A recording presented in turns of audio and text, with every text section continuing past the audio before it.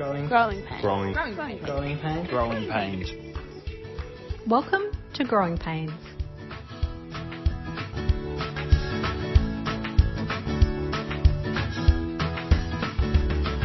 We all live in a world where our lives are online, and we often are expected to show up in a way that is confident, extroverted, and appealing to other people.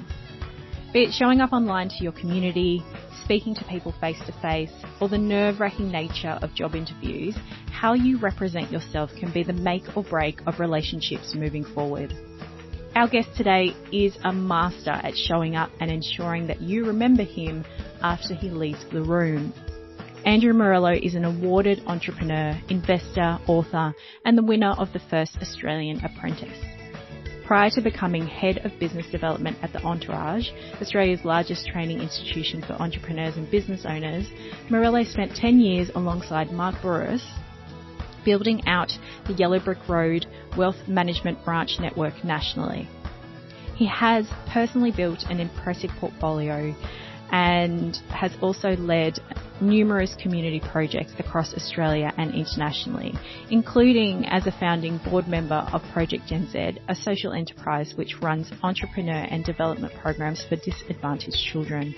In recent years, Morello has summited Mount Kinabalu in Borneo and completed the Kokoda Trail to raise money for Seed Foundation, which supports Indigenous health programs in remote communities.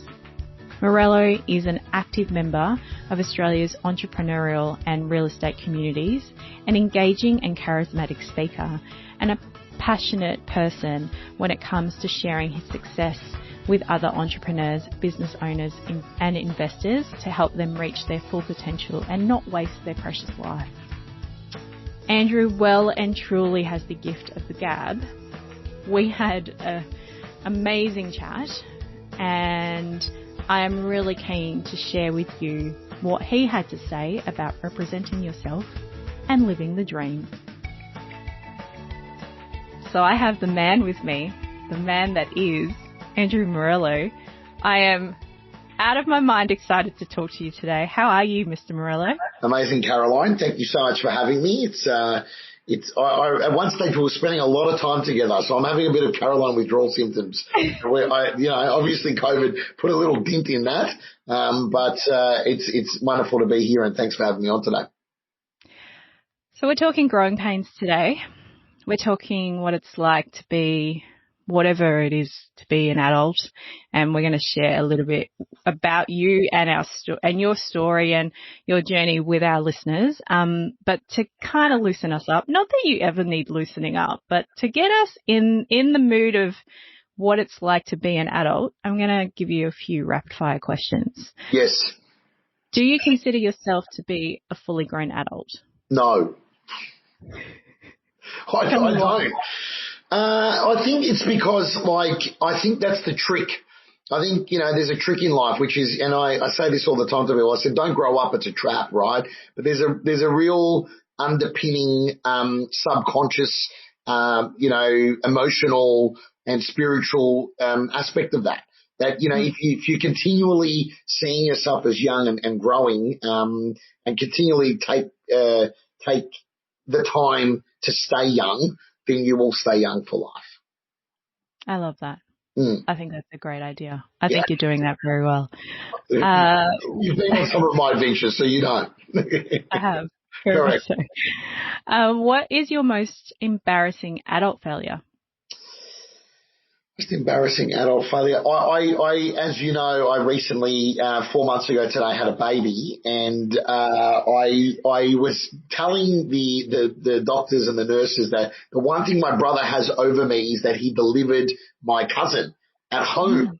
Like when he was like 17 years old, my brother John Morello, he got to deliver my cousin. The water broke, baby came, all in like 3 or 4 minutes, and which was pretty amazing, and his claim to fame. And I said, I always wanted to do that. And so at the last minute, the doctor's gone to me that I could deliver my own baby. And I've gone, but I don't have any gloves. And they're like, don't worry, you're going to hold him in a minute. And so I jumped around there, and I'm taking him out for the last second, and I pulled him out, and I literally freaked out.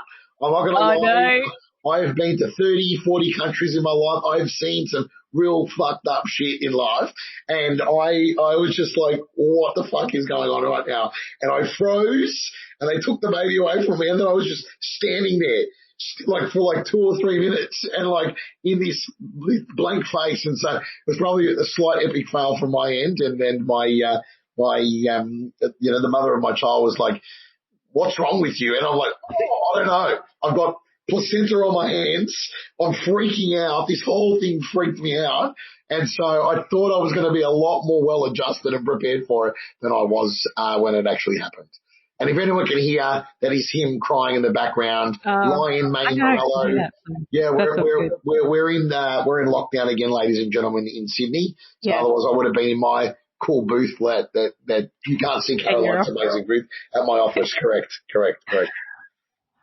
To be fair, I would not, like, most people would have frozen before when you froze. So I'll give you, like, though I get that could be classed as a bit of an adult fail, I'll give you props for just putting your hand up and saying, hey, I'll give this a go. Because the thing that caused the failure was that I was telling them the story and then they decided at the last minute that I should do it. They hadn't prepared me for it. So I didn't think this was actually going to be a thing. I had my rings all on, Caroline. I had my and you wear a lot of jewelry. I had all my jewelry on still. And I was like, okay, what about my jewelry? They're like, just get in there and do it. I'm like, all right. And so, anyway. Well, you've got a story now. He has a story, and he's lasted 4 months and he's thriving, so he's killing it. There you go. Very happy. Love it. Who is a more grown-up adult that you rely on? My brother, John Morello. John, he's probably the most grown-up adult I know. There you go. And you guys are so different as well. You mean my brother, correct? We are very different. We're very different, but very the same. So here's a good lesson for people. We have the same core values. Honesty, integrity, hard work, all of these things. But we go about things differently.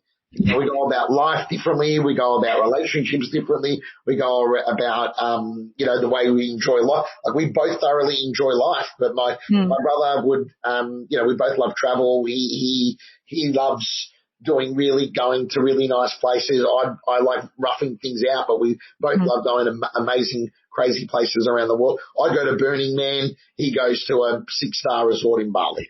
Like that's the truth. Yeah, there we go. If you were to choose an actor to play you in a movie today, who would you choose? Ironically, Vince Colosimo. And I love him. Can I actually tell you, if you Google my name, guys, you'll see photos of Vince Colosimo. He played a character named Dr. Andrew Morello in an ABC series in 2000.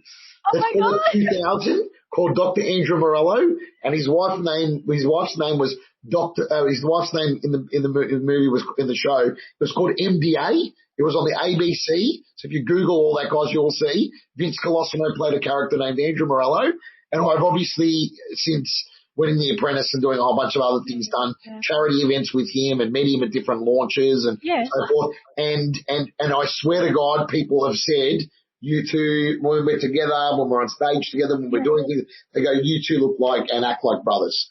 So, it's funny, but I reckon Vince Colosimo. Like people would go, oh, you'd Leonardo DiCaprio, all this.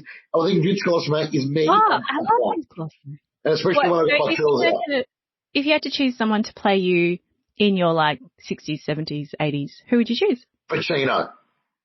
Oh, of course. Of course. Like, it's me through and through. Me through and through. So, yeah. Oh, well, I knew that rapid fire wouldn't faze you. Yeah, like most people kind of go, and you I love rapid fire. I think the whole thing should be rapid fire. Let's do more rapid fire. Not how I roll though. Too fast paced for me. I'm a bit more chill than you. Look, calm, cool and collected. That's why you are Caroline. That is beautiful. Very much so. So, our listeners, we'll have a whole heap of different listeners, but the ones that we are proactively making this podcast for are entering these early stages of their adult life.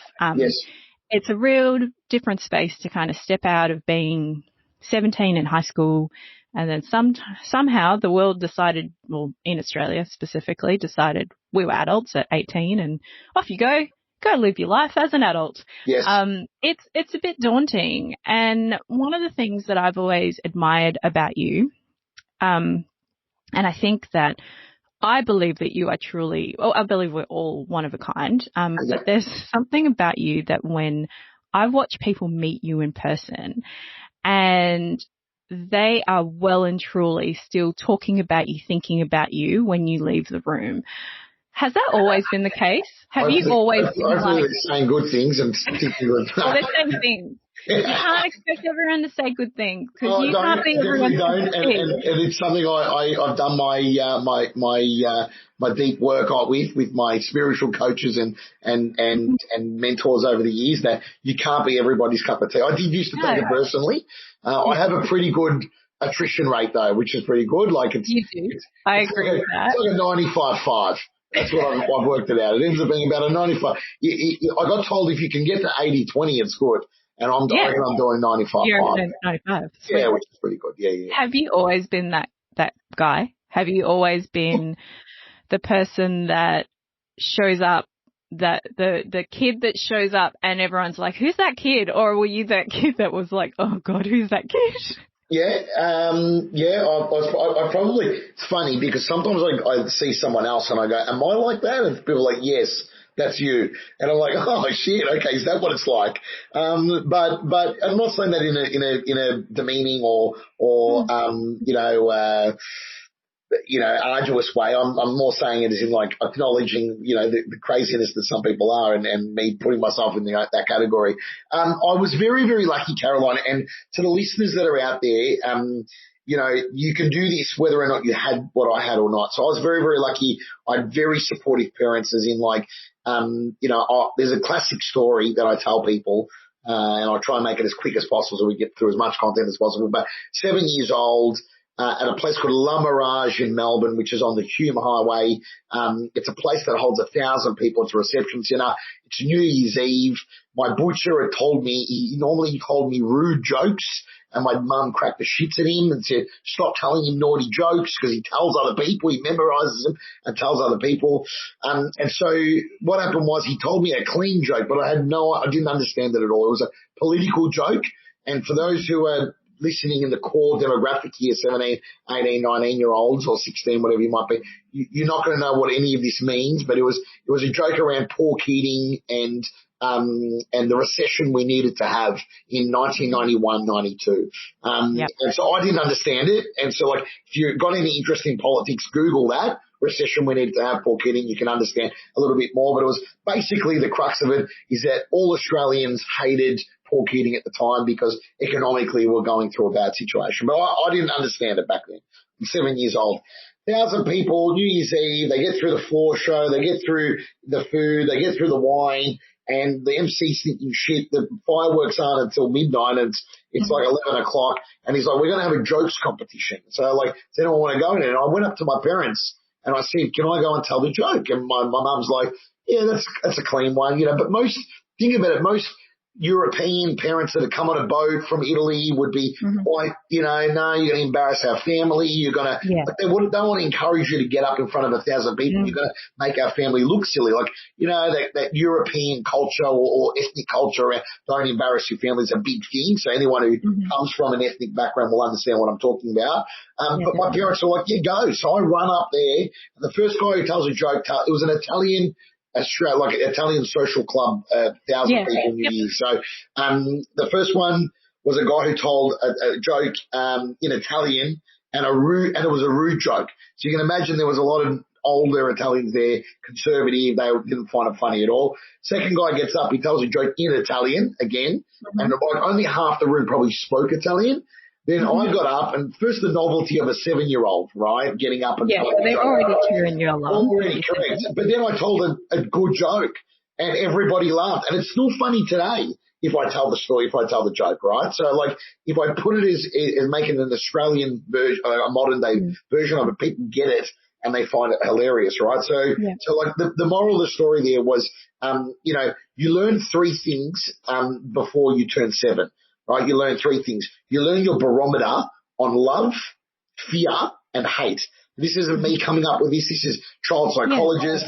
There's literature on this. So you learn, if you grow up in a loving household, with loving parents, and they don't need to be married. They can be separated, but it's a loving environment, and that's your barometer for love. You then at 7 to 14 know when you start to like girls or guys or days now is the new whoever it is that you like you know how to treat them, and that's your barometer of love. The other thing is, fear. If you grow up in a household where there's a lot of anxiety and a lot of stress and a lot of, don't do that and you're going to hurt yourself and you're doing that between 0 and 7, then that infects the child.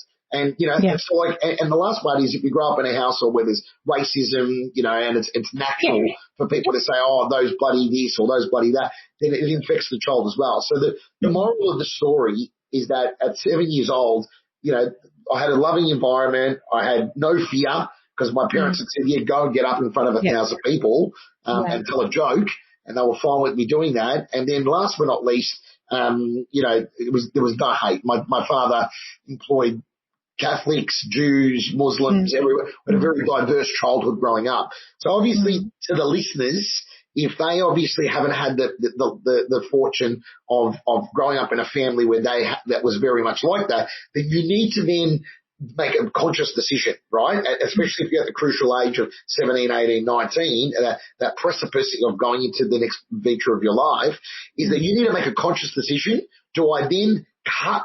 I'm not necessarily saying don't talk to your mum and dad, but if they're negative people or they are people that hold a lot of hate or they've got a lot of stored trauma from their childhood, you need to make a conscious decision to limit the amount of time and energy that you're going to allow yourself to absorb them. So maybe you have dinner with them once a week rather than live with them. Maybe you go and rent a room on roommates.com and go and surround yourself in an environment where at least there's other people your age or fun or excited about life, and you're getting yourself out of that negative environment is really, really important, right? Well, I'm not telling you not to talk to your parents, but I'm telling you to get out of that negative environment. The second thing you need to do is start surrounding yourself with other like-minded people. So there's the element of osmosis here that if you go and find other inspirational, motivated people that are prepared to go to the next journey with you, you do that, naturally all ships rise in a rising tide. Yeah. So in closing on that, would you like to know what the joke was, Caroline? Tell me.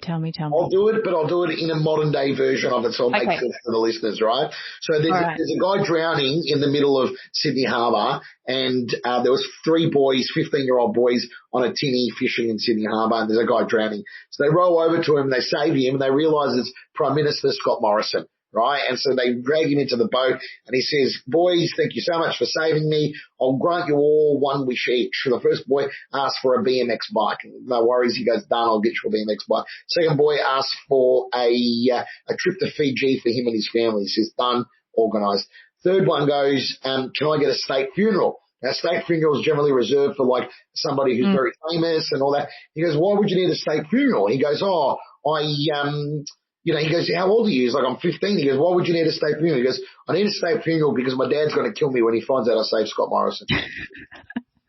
Still works today. Oh, that's such a good, and it's not that political. Like, I don't know. You're in a room. You got to understand the context. In 1991, I was a boy. I didn't know I knew who the Prime Minister was. I would have thought that was the best joke. I did, correct. So anyway, that's the moral of the story. So, in closing that, what I'll say is, step outside your comfort zone. If you want to be somebody that can work a room, somebody that has the confidence to be able to have those discussions with people, then they need to be able to obviously step, like if it's not something you do naturally, force yourself to meet one new person every day. Go up and introduce yourself to someone. If you're waiting for a coffee, don't just sit there on your phone like everybody else does. Go, how are you going? Like if it's a cold morning, it's a cold morning, isn't it? Just break the ice. My male friends, which you've witnessed plenty of times, Caroline, my male friends would argue that I'm the polar bear. And girls always say to me, what's the polar bear? I'm the guy who breaks the ice. So, so go and become that male or that female and become that polar bear yourself. Yeah. And it's so true that, like, even as I was saying, like, was this something that you always had? And obviously you've explained now the environment that you were in and why that became, you were that kid. And don't get me wrong, a lot of this is personality. Like, I know your personality. I have a 9-year-old son who we call a mini Morello all the time. It's personality. And I wish myself luck for managing him moving forward. It's already challenging. But I think environment has a big part of it, but we can choose. We can definitely choose as we move forward. And I think you've really expressed that well. So I guess you kind of already tapped us into that whole conversation piece. When it comes to those one-on-one conversations, what do you think makes a memorable conversation? I've actually got a good framework for people that might struggle with conversation, because I think we can sit here, and if you're somebody who's good with conversation, you probably this will not be redundant, but it will give you a little bit of something to work around. I've got a formula called the Ford formula, right, which I've used for business many times over the years. I've used for, meeting girls over the years. I'm not going to lie. Like, it's been a very useful tool right across the board. And it's a great way to just meet people, right? Because often people go, what am I going to go break the ice or speak to someone about? Like, I don't know what to talk about, right? So, and then for it to become memorable, well, that's your choice, right? So, like, it depends. Memorability, is that a word? Memorability? I don't know. The memorability of a conversation is only going to be found on two scenarios: how vulnerable either you or the other person are prepared to be, right? So, like, if you share with me a particular story that's from your childhood that is, that was either traumatic or was entertaining, or, like, I've told that story now. Like, you'll remember that story now for the rest of your life. You'll remember that I told a joke when I was a kid. You might forget the place that I did it. You might forget even the joke, but you'll remember that that's one thing Andrew Morello did at 7 years old, right? That will stay with you now. It's an interesting story that will stay with you in your memory of me. Yeah. So the formula is called FORD. So it's like an acronym, FORD, and the F stands for family. Mm-hmm. The O stands for occupation, the R stands for recreation, and the D stands for dreams. So obviously, using that formula, it's a really, really good structure. Now, you don't need to use it in that order. Maybe if you're talking to other 17, 18, 19-year-olds, a family's not as relevant. But obviously, I know if someone, the first thing I do now when I meet somebody is show them a photo, as you experienced, or you got to see him in real life. But I show them a photo of my son. Like, it's the first thing I do, right? So, like, if you want to win me over, or if you want to get me talking, just ask me questions about my son, and I'll tell you all about it, right? And I'll show you photos. I'll show you him at Jimbaroo, and I'll show you him doing swimming lessons with me. And so family's really, really important to people that are at that juncture in their life. Occupation, what do you do, or what do you want to do? And if you want to make that interesting and memorable, maybe carving out a bit of a concept around, like, occupation around, turning your job, your business or career into your lifestyle. With this new generation of people going from adolescence and teenage years into adulthood, if it's no longer fun now, they'll go home. So, like, the average... Oh, yeah, totally. They don't do the I'm going to work in a job for 30 years thing. Like, that doesn't exist anymore, right? So, there's nothing wrong with that, but I think it's a matter of them, like, if you want to build rapport with somebody, like, it's like, what do you really want to be doing? I'm in a position to eat at 5-star restaurants, and you'll meet, staff that they have been a waiter for 30 years. And some people look at them and go, oh my God, I can't believe they're a waiter for 30. Why? They enjoy their job. They're world class at what they do. They make people feel special every day. They work at the top of their field. Like, they're just as important as the guy that owns the joint, if not more important. And they're just as important as the doctor, the butcher, the baker, the candlestick maker, and so forth. That's obvious occupation. Recreation, it's, the easiest one in Melbourne, if there's Melburnians listening, is like, what footy team do you go for? Or what area do you live in? What sport do you play? And then last but not least, if you want it to be memorable, get them to share their dreams with you, and also vice versa, share your dreams. And then once you can peel the layers off to a point where you can share your dreams and goals with somebody, they will remember you for life. I can assure you of that. Yeah, that's so true. And that vulnerability piece at the very beginning is where you can. So don't get me wrong, like, it's easy to talk about your job, in most cases, or maybe something to do with your family, but the dreams piece is the winner. It's for me personally, like I find that there's definitely some easier conversations in the first 3 steps of Forward, but that dreams piece, and I feel that that's a bit of a step in the process, because if you've mentioned something about your son and I'm like, oh, I've got boys too, and breaks the ice a little bit, and then we talk about work and we might have some commonalities, breaks the ice a little bit, and we get to that point, and then we create a space where you can then share something that's a little bit more personal, a little bit more about you as an individual, and that's the dream piece. So great. Beautiful. What a great tip. Tip number 1, love it. Great. Well, tip number 2, just Caroline, be brave enough to tell the jokes. I'm not just a pretty face, babe. You know that. Yeah, well, I've known that for a while. So, you're a pretty open book. Yep. I think so. Yes. I don't think that, I hope you don't disagree with me that you're an open book.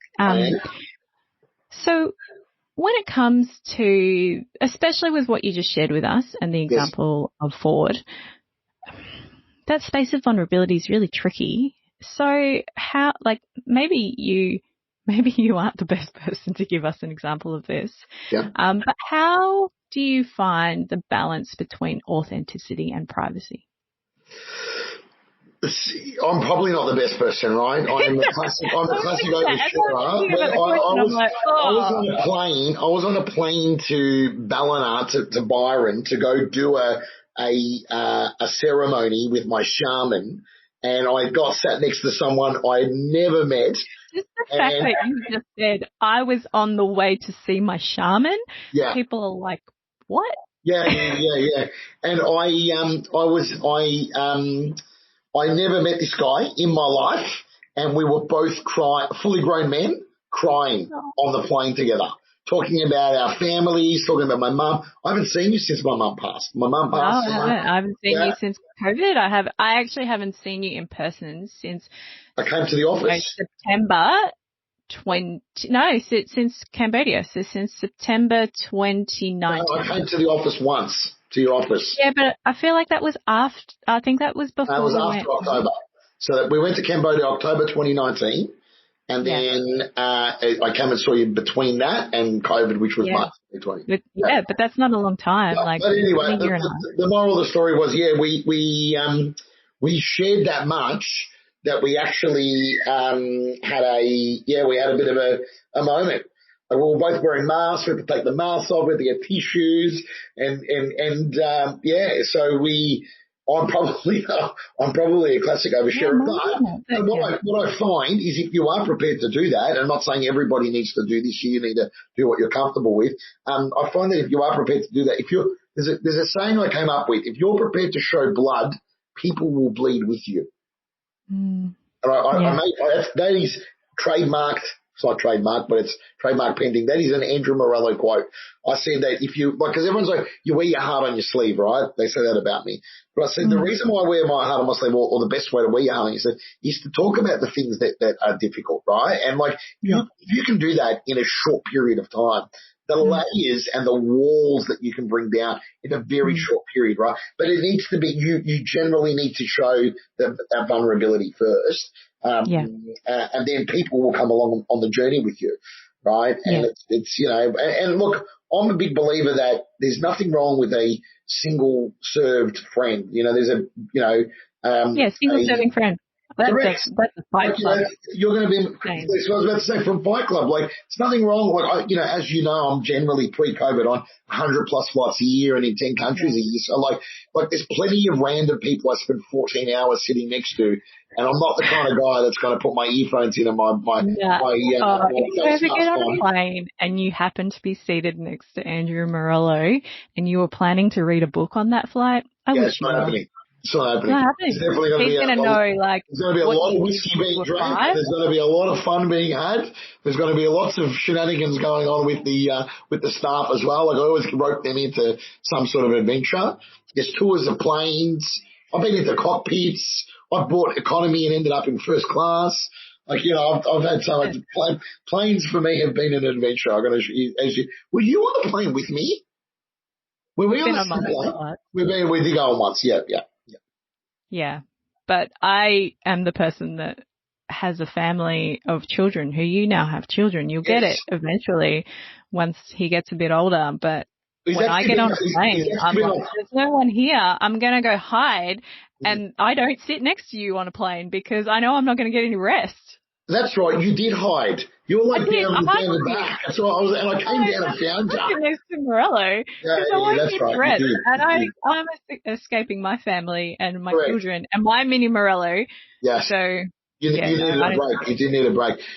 You said that. You said, I need to sleep if we're going to party when we get there. I said, okay, no worries. I'll let you do that. But then the other thing on that as well is, you know, like I think it's all part of that journey and that adventure, right? And I am also respectful of other people. So I do gauge it and see where it goes, but I do try and find a bit of fun. You know, like life's short like that. So, you know, I do try and find a bit of fun in the interaction. Like, so here we go. There's another really good saying here. The meaning to life is the people we meet and what we create with them. Right? So like if it means that I only get to meet you and create something for 14 hours, there's people that, you know, there's people anytime they exchange details. Let's catch up. Oh my God, when we get back to Australia, well, like, you know, you can't catch up with everyone, but in that period of time, for those 14 hours from, you know, Melbourne to LA, like I gave someone a world-class experience. And, you know, and they had an adventure and they got to remember it. And I'm sure they're going to be at some barbecue and go, geez, you're not going to believe the guy I met when I flew to LA last time, right? Which is going to be great. Yeah. Exactly. And I think you make a really good point there about reading the moment. Like if you're walking into an appointment with your dentist, might not be the right time to dive into something that might just not be the right space. And it's also about, like, if you're comfortable with being vulnerable quickly, it's also about making sure that you have the right space for your own vulnerability and safety. Yeah. So be it good or bad, if you're sharing something that is vulnerable to you and really private to you, it has to be in a space where you know that you're safe, where the joy that you're sharing is safe and it's going to be respected and enjoyed, or the vulnerability of something more, you know, traumatic or more negative is going to be held in a space that's also safe for you. So you got to read the room, but I agree. I think the quicker we can break down those walls and really connect with people, the more memorable those one-on-one conversations can be. 100%. So, yeah. Beautiful. So you worked, you know, you've worked for yourself for a really long time. You've been hustling from 7. Yeah. Pretty much. But for those, there's a lot of listeners out there. There's a lot of people out there that kind of, you know, they work for other people. Like you and I don't work for other people, but a lot of people do. So when it comes to representing themselves, be it, you know, job interviews or like going in to have a conversation with your boss or just wanting to put an idea on the table, all that sort of stuff, that stuff makes people nervous. It doesn't make you nervous. I'm getting a lot, like I'm not really a nervous person. I'm pretty good at just getting in there. But for those people who are a little bit anxious about those types of spaces, are there any kind of physical things that you do, like with your breath? Like, do you ever have to kind of center yourself before you go and do a big thing? Yeah, I did. I grew up with a, and I don't know if you've ever experienced, like, because I do deliver this from stage now, but I grew up with a mantra that I used to say every morning. Not that I used to. I still often say it, and there's days that I do need to say it, and days that you do need to remind yourself why you're doing all this craziness, and whether you're going for a job and pepping yourself up, or whether you want to go and talk to that girl or that guy that you like, or whatever it is. Like, I think there's an element of taking, you know, pride in who you are from the way you look. Like I've got, you know, for those who can't see, who are listening, I've got my hair tied up in a man bun today, which I think might be coming off soon, actually. So as Coco Chanel says, a woman that's about to cut off her hair is about to change her life. And I think I'm a man who's about to cut off his hair. So for undisclosed reasons currently, but we're working on a new project. So I watch this space. let's just say. So I might be going for a bit of a different look and feel, but like, like you can still have long hair. You can still be, you can't see me on the podcast, but I've got my little, these are from Cambodia, which did yours last or yours? No, but it saved me. So it's okay. Yeah, which is fine. Two are on the last tether, so they're going to come up. But I've got my, bangles and I've got necklaces and as you said, I've got lots of jewelry that I wear. So like you can still be you. And probably that's the advice, like be you, right? So there's nothing like, don't try and, I think where people look bad or where you come across as if disingenuous or unauthentic is when you're trying, like you put on a suit, but you don't wear a suit every day. So, well, then don't wear a suit. Maybe just wear like chinos and a nice shirt and tuck it in. Like that, if that's more your feel, then wear that. Or if you're a nice jeans guy, like just wear and make sure you got clean shoes on and you've combed your hair that day. Like, you don't go and put on a suit to impress me, because if you're not a suit guy, you're going to look and feel like an idiot in that suit. Yeah, you're going to be really awkward. You're going to feel like an imposter.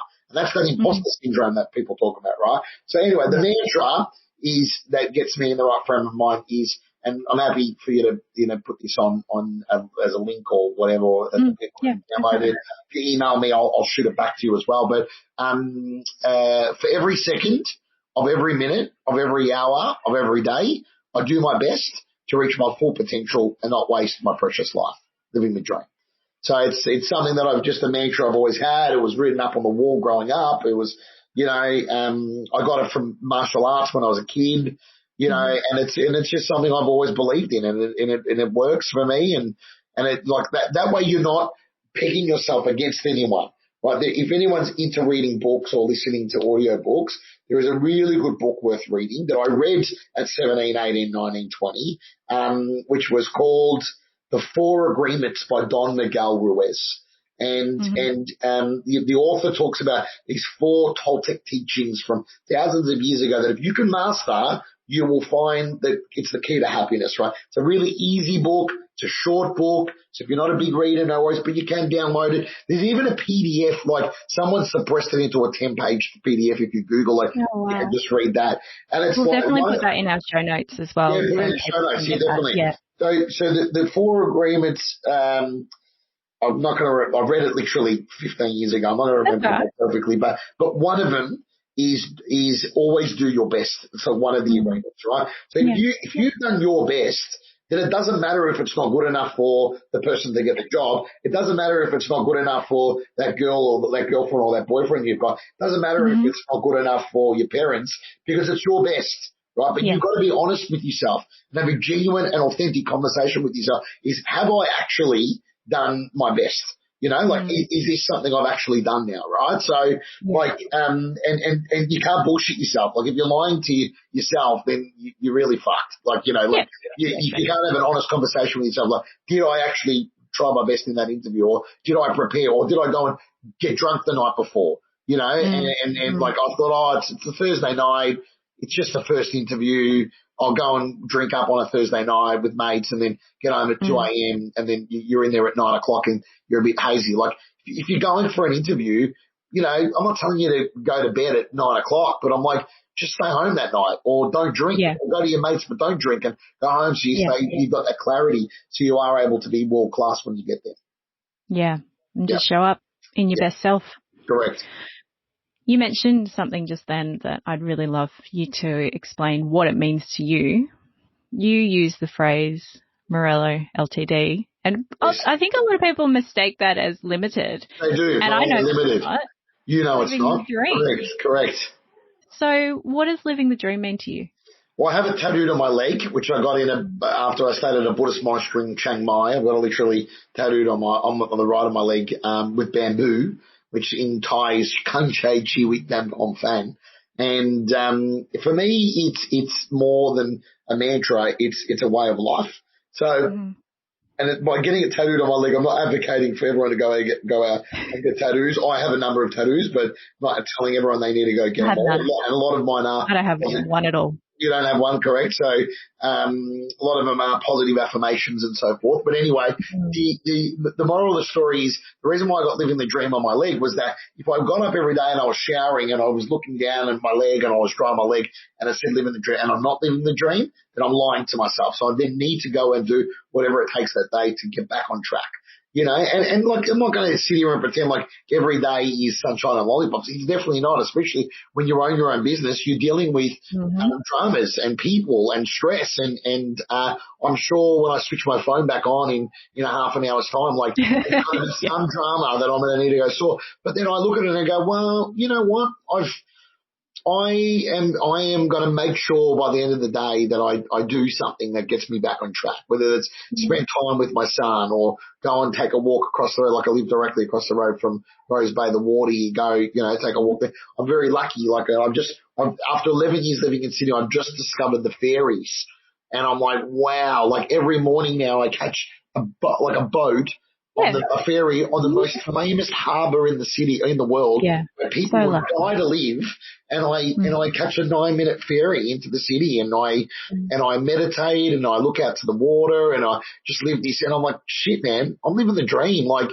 You know, and especially the sun's just come out beautifully, which is nice. But like when the sun's out, the sun's shining, the birds are chirping. Like I always FaceTime my mates that are somewhere else in the world or in Melbourne, and I'm like, this is what I'm doing right now. It's 7 a.m. in the morning, and I'm on the water in the harbour. Going, I'm going to work, but I'm like, I'm living the dream, man. Like there's people that have to walk 2 hours or catch a train 2 hours each way to go to work each day. There's people that are in Africa that need to walk, 20 kilometres to school or 10 kilometres to school in the middle of the desert. Like, and I get to go on a 9 to 12 minute boat ride on the most famous harbour in the city, looking at the Harbour Bridge and the Opera House that people pay millions of dollars to try and or spend their whole life trying to get to. So I'm pretty much living the dream. So you've got to find the trick to it is to find the beauty and the romance in that small thing. So you might have to deal with dramas before you leave home. You might have to deal with dramas when you get to work. But for that brief instant, find the romance and the beauty in falling in love with that moment. And if you can fall in love with that moment 3 or 4 times a day, then everything else is fine. The conversation you had, the little flirt that you did, the person that you met, the call that you had with your mum, my mum's gone now. Like, I don't have the luxury. I used to ring my mum when I was having a bad day, and she got me back on track. I don't have that luxury anymore, and I never rang her with my problems, but just by talking to her was enough to rejuvenate me to bring me back to it, right? So now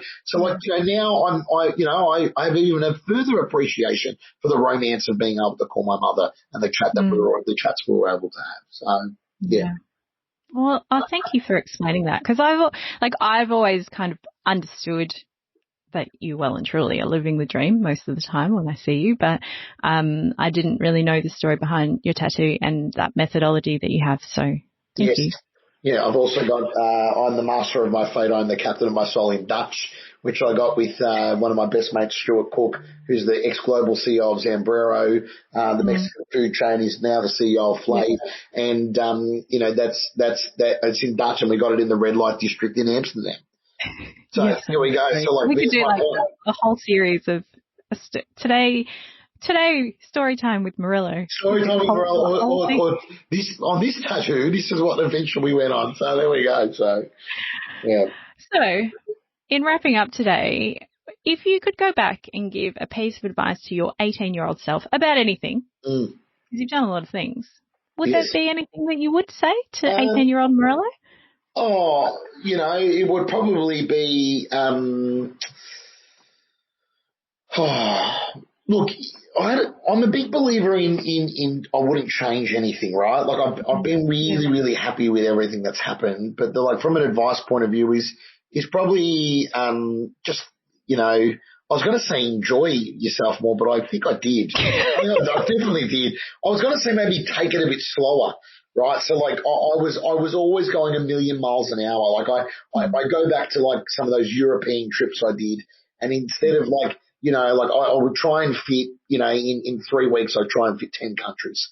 Right. And it's I remember when I went to, you know, I've been to Amsterdam multiple times, but I remember when I first went to Amsterdam, like I went there to get fucked up because I thought that's what you do, right? But then like when I've been to Amsterdam again, like there's the diamond factories, and I've been in a room now with $450 million worth of diamonds on a table, you know, and I've gone into and I've gone to Anne Frank's house, you know, where she hid from the Nazis. I've been to Auschwitz, you know, in Poland, you know, like I think like my younger self didn't do any of that. It was like, what city can I go to? How fucked up can I get? And how much partying can I do? Right. And I think I probably missed a whole plethora of things that, like, there's countries I haven't been back to, and there's moments that I won't get back.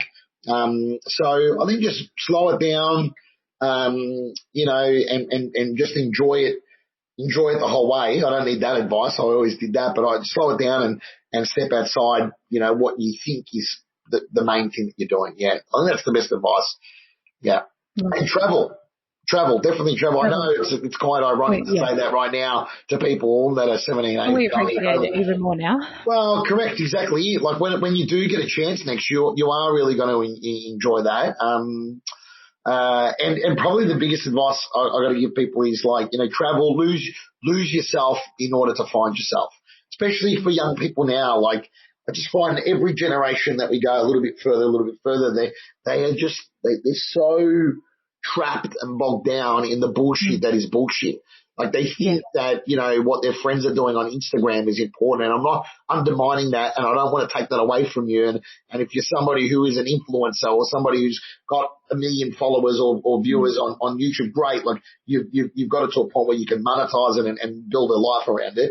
But I'm like, don't take it too seriously if somebody didn't like something or comment, or don't take it too seriously if somebody, you know, is an arsehole on social media. Like, it's not real. Like, you know, like you could delete those apps and you would never have to see that ever again in your life. That's how easy it is, right? But like, I've got social media and I use it actively, and I'm sure there's people that don't like the shit that I put on there, and there's people that probably make comments, and I just ignore it. I don't delete it. There's something that they say something mean, like, I don't even delete it. People are like, just delete it. You have the power to do it. I'm like, why?